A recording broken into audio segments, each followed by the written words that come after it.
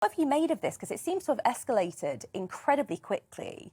And, you know, the UK government is talking a good talk, but do you think really we have the power to really make a difference and deter Russia from taking further action?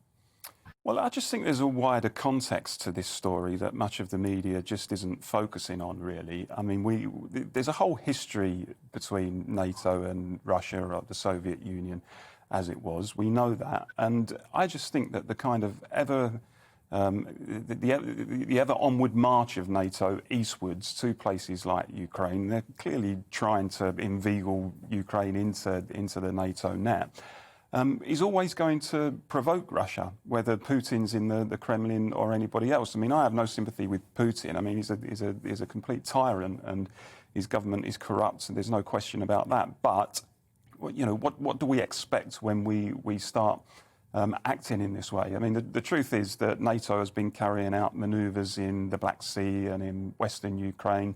And of course, the Russians will see that as a threat. And they've moved troops to the border. Well, you know, anyone's entitled to move troops within their own country to the border or otherwise. And they're also seeing the US supplying weapons to Ukraine. So I think that this has been escalated by not just Putin, but by the actions of the US and the West and NATO. And we need to consider that context when we're listening to all of the sabre rattling that's coming out of the West at the moment.